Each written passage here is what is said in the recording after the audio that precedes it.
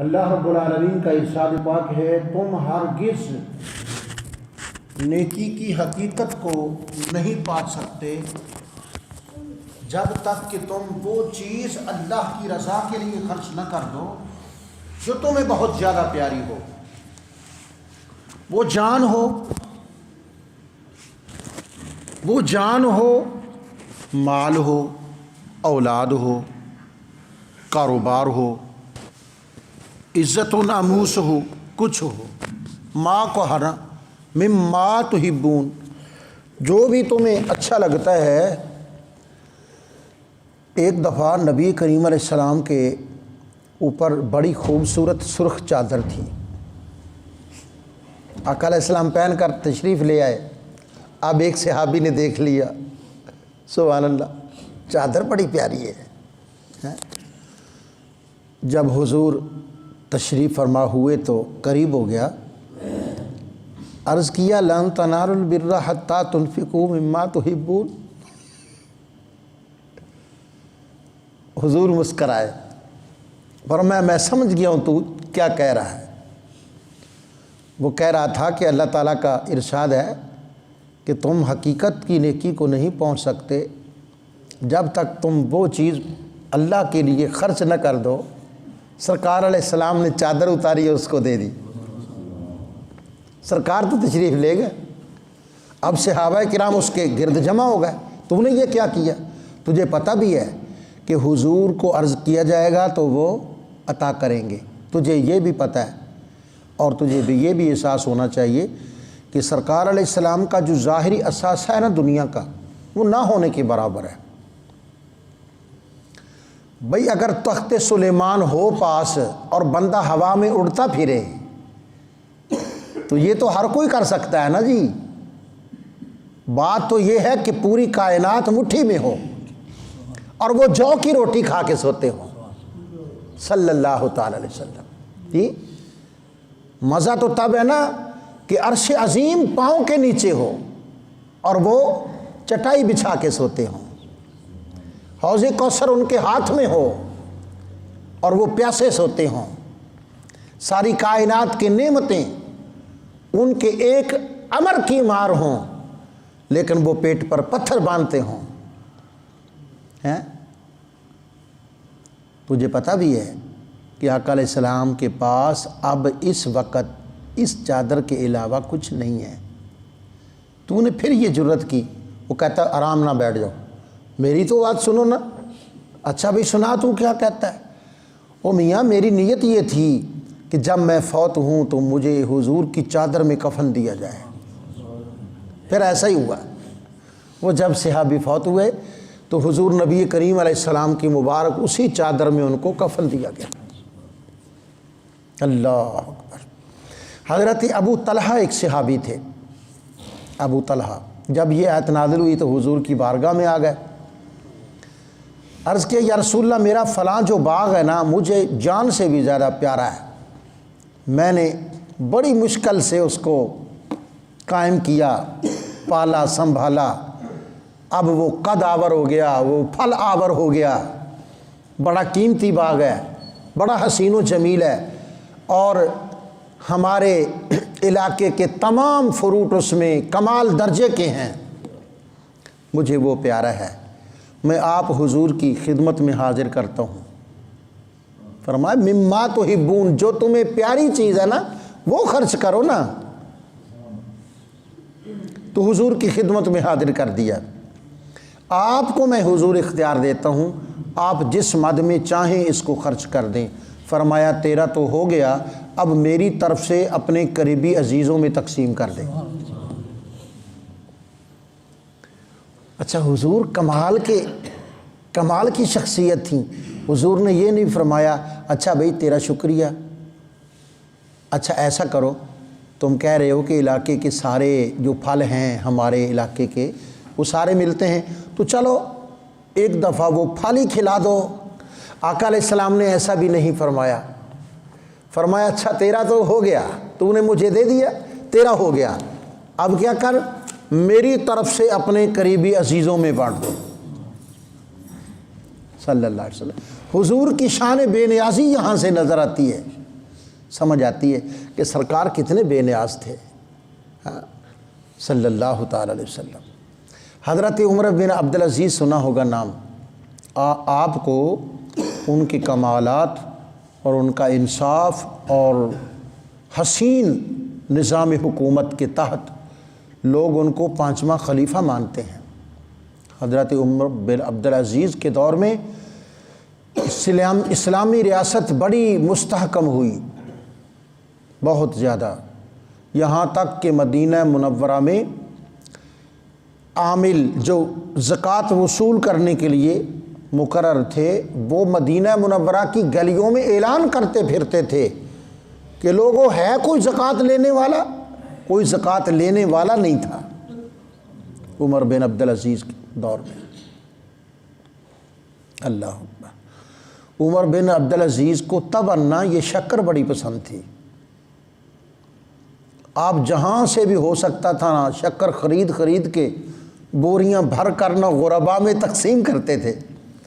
تو کسی نے پوچھ لیا حضرت کتنا وقت لگتا ہے اس میں، آپ ادھر جاتے ہیں اسے پوچھتے ہیں، ادھر بھاگ دوڑ کرتے ہیں، تو آپ اتنی رقم خرچ کر دیا کریں شکر ختم۔ تو آپ نے اس کا جواب یہ دیا کہ اصل میں شکر مجھے پسند بڑی ہے، اور اللہ تعالیٰ فرماتا ہے کہ تم وہ چیز اللہ کے راستے میں خرچ کرو جو تمہیں بڑی پسند ہے۔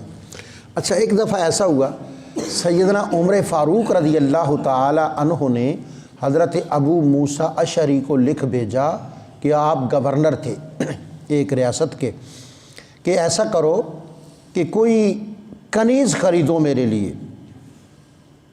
آپ نے ان کے لیے ایک کنیز خریدی۔ جب وہ مدینہ منورہ میں حاضر ہوئی، آپ نے اسے جو دیکھا نا وہ بڑی ہی خوبصورت تھی، آپ نے اس کو بڑا پسند کیا، اور پھر یہ آیت کریمہ پڑھتے ہوئے اسے اللہ کے راستے میں آزاد کر دیا۔ فرمایا، اللہ تعالیٰ فرماتا ہے تم حقیقی نیکی کو نہیں پہنچ سکتے جب تک کہ تم وہ چیز اللہ کے راستے میں نہ دے دو جو تمہیں بہت زیادہ پسند ہو۔ ہمارے ایک پنجابی شاعر گزرے ہیں، پرانے بزرگوں کو پتہ ہوگا، دائم اقبال۔ یہ پنجابی شاعر تھے، انہوں نے کمال کا لکھا ہے شاہ نامہ کربلا۔ شاہ نامہ کربلا کو اس نے درد کی نہ لڑی میں پرویا ہے، درد کی۔ یہ ایک جگہ لکھتے ہیں جہاں حضرت علی اکبر کی بات ہے۔ حضرت علی اکبر کون تھے؟ حضرت سیدنا امام حسین کے بڑے صاحبزادے تھے۔ حضرت علی اکبر کی شکل نبی کریم علیہ السلام کے ساتھ ملتی جلتی تھی، اپنے باپ کے نانا جی کے ساتھ آپ کی مشابہت تھی، تو لوگ یاد کر لیا کرتے تھے کہ حضور حضرت علی اکبر کو دیکھ کر سرکار یاد آ جاتے تھے۔ تو دائم کو اقبال نے وہ شعر تو مجھے آدھا ہی یاد ہے، کہتا ہے دائم سونے محمد دے نام اتے سونی چیز ہی دیونی چاہیے ہے حضرت سیدنا امام حسین نے۔ اچھا، یہ جو ہمارے ختمات کے اندر یہ لنگر لے آتے ہیں اور اس میں فروٹ بھی شامل ہوتا ہے، یہ لکھا ہے فقہا نے کہ اس کی اصل یہ ہے کہ حضرت ابو طلحہ نے حضور کی خدمت میں باغ وقف کر دیا، ٹھیک ہے؟ تو اب اتنے باغ وقف کرنا ہر بندے کے بس میں تو نہیں ہے، تو چلو حسب استطاعت کلو 2 کلو 4 کلو، لیکن میں ایک عرض کرتا ہوں ہر چیز کو اپنے مقام پر رکھیں، یہی اللہ کا حکم ہے۔ ہر ایک کو اپنے مقام پر رکھنے کا حکم ہے۔ بیٹے کا مقام بیٹے کو دو، بھائی کا مقام بھائی کو دو، بابا کا مقام بابا کو دو، پڑوسی کا مقام اس کو دو، مسافر کا مقام اس کو دو، جی فقیر کا مقام اس کو دو۔ جی یہ نہیں کہ فقیر کو تو بڑے اہتمام کے ساتھ ٹرے میں سجا کر دو اور خاوند کے آگے ایسے تم روٹی پھینک دو، یہ اچھا نہیں ہے۔ ہر ایک کو اپنے مقام پر رکھو۔ اسی طرح دین کے ارکان میں بھی تقسیم ہے۔ کوئی رکن حج زندگی میں صرف 1 مرتبہ، حالانکہ وہ بھی دین کا رکن ہے، اور کوئی دین کا رکن سال میں 1 مرتبہ، جیسا کہ زکوٰۃ ہے۔ اور کوئی دین کا رکن ہے سال میں ہے تو ایک مرتبہ، لیکن وہ 30 دن یا 29 دن رمضان کے روزے، اور نماز بھی دین کا رکن ہے۔ اس میں کتنا فرق ہے کہ کوئی تو دین کا رکن زندگی بھر ایک دفعہ، کوئی سال میں ایک دفعہ زکوٰۃ کی طرح، کوئی سال میں ایک دفعہ لیکن 30 دن متواتر، لیکن نماز نہ زندگی میں ایک مرتبہ، نہ سال میں ایک مرتبہ، نہ سال میں صرف 30 دن بلکہ ایک دن میں 5 مرتبہ۔ تو کیا مانا؟ اللہ پاک ہمیں سمجھاتا ہے کہ جس کا جو مقام ہے وہیں اس کو رکھو۔ اگلا پرزہ مشین کا اکھیڑ کے پیچھے جڑ دینا اور پچھلا آگے، تو گاڑی نہیں چلے گی، ٹھیک ہے نا جی؟ جس ٹینکی میں پانی ڈالنا ہوتا ہے وہاں کوئی تیل ڈال دے اور تیل میں پانی ڈال دے تو گاڑی چلے گی۔ تو تھوڑا سا یہ ہمیں ضرور رکھنا چاہیے کہ جو فرائض ہیں وہ ہیں 5 نمازیں، سال بعد روزے، اللہ صاحب نصاب کرے تو زکوٰۃ بھی دو، قربانی بھی ہو جائے گی، یہ ہیں فرائض۔ اس میں تو جھول ہے ہی نہیں نا، یہ فرض قرض یہ تو ادا کرنا ہے، باقی رہ گئے نفلی چیزیں۔ اب جنازے کا اعلان بھاگ کے صف، میں نہیں یہ کہتا، بلکہ میں نے تو واعظ کیے ہیں 3-4 جمعے اس پر کہ نماز جنازہ میں شمولیت کے کتنے فضائل ہیں، لیکن آپ دیکھیں وہ فرض کیا ہے؟ فرض کفایہ ہے، اور 5 گانہ نماز فرض عین ہے۔ یہ آپ ہی پڑھیں گے، یہ بعین ہی آپ ادا کریں گے، تب آپ کو ثواب ہوگا۔ یہ قرض ہے، یہ آپ نے ادا کرنا ہے۔ نفل کو نفل کے درجے پر رکھو، اور ہم نے یہ کیا ہے کہ نوافل پر ہم جت گئے ہیں اور فرائض سے بالکل بے خبر ہو گئے ہیں۔ اللہ کرے ہم فرائض کی ادائیگی پر جت جائیں اور نفل بھی نہ چھوڑیں، ٹھیک ہے نا؟ ہم یہ نہیں کہتے کہ ختم نہ پڑا کرو، یا ختم میں چیزیں پکاؤ نہ یا کھلاؤ نہ، یہ ثواب ہے اور صحیح ہے، لیکن یہ غلط ہوگا کہ ادھر جماعت کھڑی ہو رہی ہے اور میں باہر برآمدے میں بیٹھ کر تلاوت قرآن کریم کر رہا ہوں، جائز ہے؟ یعنی مجھ سے کیا ہو رہا ہے؟ میں نے ہر چیز کو اپنے مقام پر نہیں رکھا ہے نا، ورنہ نیکی وہ بھی ہے، نیکی وہ بھی ہے، لیکن اس موقع کی نیکی نہیں ہے۔ اچھا، میں کلام حکیم پڑھ رہا ہوں، آپ مجھے مسئلہ بتائیں، آپ مسائل پوچھتے ہیں نا مجھ سے، ایک مسئلہ تو مجھے بھی بتاؤ نا آپ، کہ میں قرآن مجید کی تلاوت کر رہا تھا، حاجی صاحب تشریف لائے، حاجی محمد افضل صاحب، انہوں نے اذان شروع کر دی، میں قرآن مجید کی تلاوت جاری رکھوں؟ کیا مطلب؟ کہ نیکی تو یہ ہے، لیکن اب نیکی کا موقع نہیں ہے، اب اس نیکی کا موقع نہیں ہے، اب کلام حکیم بند کرو بھائی، درود شریف پڑھ رہے ہو، استغفار کی تسبیح کر رہے ہو، یہ یقیناً کیا ہے؟ نیکی ہے، لیکن ہر ایک نیکی سے اوپر ایک نیکی ہے، وہ بڑی نیکی کی جاتی ہے اور اس سے کم درجے کی نیکی کو چھوڑا نہیں جاتا، موقوف کیا جاتا ہے، روک لیا جاتا ہے، جب نماز ہو جائے پھر وہ شروع کر دو، ٹھیک ہے؟ اچھا، ایک آدمی نوافل پڑھ رہا ہے، جماعت کھڑی ہو گئی، نوافل پڑھتا رہے گا، نوافل بند کرے گا، کیونکہ اس سے بڑی نیکی کا موقع موجود ہے، تو وہ بڑی نیکیوں سے اعراض کرے اور نوافل کی طرف دوڑ کر جائے۔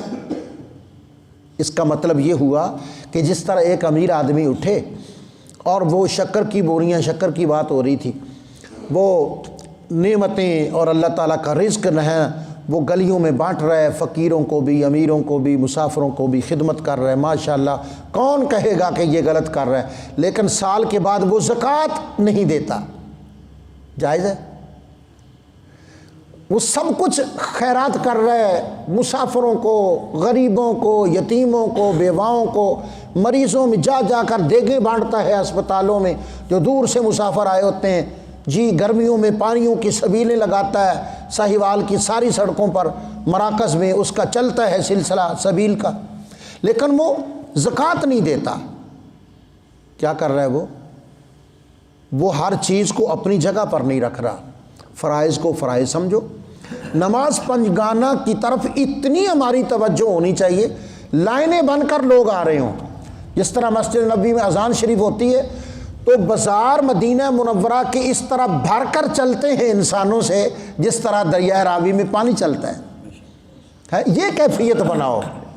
تو ہم منع نہیں کرتے، نہ نوافل سے کوئی منع کرے، نہ درود شریف، نہ استغفار سے، نہ کوئی بانٹنے خیرات سے، کوئی منع نہیں کرتا. یہ جائز ہے، یہ ثواب ہے، ٹھیک ہے. لیکن کیا کرو، ہر نیکی کو اپنے مقام پر رکھتے جاؤ. دونوں ہاتھ تکبیر تحریمہ، دونوں ہاتھ، ٹھیک ہے. اتحیات میں کیا ہوتا ہے، دونوں پاؤں کھڑے ہوتے ہیں؟ نہیں، ایک پاؤں کھڑا ہوتا ہے، ایک پاؤں، فرق ہے نا. تکبیر تحریمہ تو دونوں ہاتھ کھڑے ہیں، قاعدے کے اندر ایک پاؤں کھڑا ہے، دونوں پاؤں نہیں کھڑے. ایک رکعت رکوع کتنے؟ ایک رکعت سجدے کتنے؟ کوئی کہے نہیں جی میں تو اللہ تعالیٰ کا بس گناہگار بندہ ہوں، پتہ نہیں مجھے اگلا سجدہ نصیب ہوگا یا نہیں ہوگا. یہ بات تو ٹھیک ہے، لیکن میں تو بھائی 3 سجدے کروں گا، ہو جائے گی نماز؟ نہیں ہوگی. کیا مطلب؟ غلطی اس سے یہ ہو رہی ہے کہ وہ ہر چیز کو اپنے مقام پر نہیں رکھ رہا، ٹھیک ہے. تو ہم ختموں کی طرف تو بڑا زور ہے، ہم منع نہیں کر رہے ہیں. یہ شیطان ذہن میں نہ ڈال دے کہ یہ جی شاید مخالف ہیں. میں تو کہتا ہوں آؤ بھائی، کھاؤ بھی کھلاؤ بھی. ہاں جی، ہم کب منع کرتے. لیکن جو بندہ نماز پنجگانہ نہیں پڑھتا وہ ختم پر ختم اور ختم پر ختم، میرا خیال ہے اس کو ختم کرنا چاہیے. یعنی اس سوچ کو ختم کرنا چاہیے. نماز اپنی جگہ ہے، ماں کا ادب اپنی جگہ ہے، بیوی کے حقوق اپنی جگہ ہیں، بیٹے کے حقوق اپنی جگہ ہیں، پڑوسی کا اپنا مقام ہے، مسافر کا اپنا مقام ہے، فقیر کا اپنا انداز اور مقام ہے، ٹھیک ہے. تو یہی اسلام کی تعلیم ہے کہ ہر چیز کو اپنی جگہ. میں آیت پڑھ دیتا ہوں. اللہ تعالیٰ ارشاد فرماتا ہے، 2 پارہ آخری مقام ہے، وَلَا تَنْسَوُا الْفَضْلَ بَيْنَكُمْ. خدا نے تمہیں جو فضائل دیے ہیں نا، مراتب دیے ہیں، تم اپنے مراتب کو پہچانو. جس کا جو مرتبہ ہے اس کو اس کا وہ مرتبہ دو. فرائض کو فرائض کا مرتبہ دو، نوافل کو نوافل کے مقام پر رکھو. جو واجبات ہیں ان کو واجب سمجھو. جو مسنون ہیں، مسنون کی پھر آگے 2 قسمیں ہوں گی، مسنون موقدہ اور سنت غیر موقدہ. ہر چیز کو اپنے مقام پر رکھو. اللہ رب العالمین جل جلالہ ہماری آج کی حاضری کو قبول فرمائے. تو 4 پارہ شروع ہو گیا ہے، انشاءاللہ اس کی تفصیلی مقامات پر بڑی بحث ہوگی. وصلی اللہ تعالی علی حبیبہ